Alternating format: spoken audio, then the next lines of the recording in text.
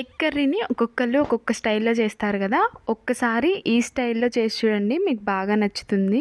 ఈ ఎగ్ కర్రీకి 3 ఇంగ్రీడియంట్స్ ఉంటే చాలు. ముందుగా ఒక కడాయి తీసుకొని 3 టేబుల్ స్పూన్స్ ఆఫ్ ఆయిల్ వేసుకొని హీట్ చేసుకోవాలి. ఇంట్లో ఏమి కూరగాయలు లేనప్పుడు ఎగ్స్ తెచ్చుకొని 2 ఆనియన్స్, ఒక టొమాటో ఉంటే చాలు, ఈజీగా ఈ కర్రీని చేసుకోవచ్చు. ఇప్పుడు ఆయిల్ హీట్ చేసుకున్న తర్వాత ఆనియన్స్ వేసుకొని ఫ్రై చేసుకోవాలి. ఆనియన్స్ని లో టు మీడియం ఫ్లేమ్లో అడ్జస్ట్ చేసుకుంటూ ఆనియన్స్ని ఫ్రై చేసుకోవాలి. ఎగ్ కర్రీ కోసం కరివేపాకుని కూడా వేసుకున్నాము. కుకింగ్ కొత్తగా నేర్చుకునే వాళ్ళు పక్కా ట్రై చేయాల్సిన రెసిపీ ఇది.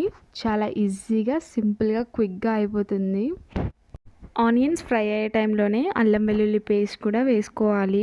మేము ఇక్కడ 1 టేబుల్ స్పూన్ వేసుకుంటున్నాము. 1.5 టేబుల్ స్పూన్ ఆఫ్ సాల్ట్ వేసుకోవాలి. ఇప్పుడు నేను ఒక టిప్ చెప్తాను. ఆనియన్స్ తొందరగా ఫ్రై అవ్వాలంటే ఆనియన్స్ వేసిన తర్వాత సాల్ట్ వేసుకుంటే తొందరగా ఫ్రై అయిపోతాయి ఆనియన్స్. తర్వాత 1.5 టేబుల్ స్పూన్ ఆఫ్ టర్మరిక్ వేసుకోవాలి. పసుపు వేసుకొని చక్కగా కలుపుకుందాం. ఆనియన్స్ అనేవి ఫ్రై అయిపోయి మంచిగా దగ్గరకు వచ్చిన టైంలోనే మనం కారం వేసుకోవాలి.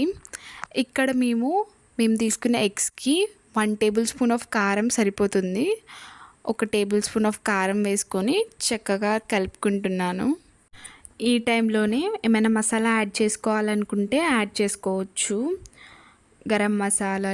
ఇప్పుడు మనం సన్నగా తరిగి పెట్టుకున్న టొమాటోస్ని యాడ్ చేసుకొని టొమాటో పీసెస్ అనేవి సాఫ్ట్గా అయ్యేంత వరకు మంచిగా కుక్ చేసుకోవాలి. ఆనియన్స్, టొమాటోస్ మంచిగా ఫ్రై అయిన తర్వాత మనం ఎగ్స్ని బ్రేక్ చేసుకొని వేసుకోవాలి.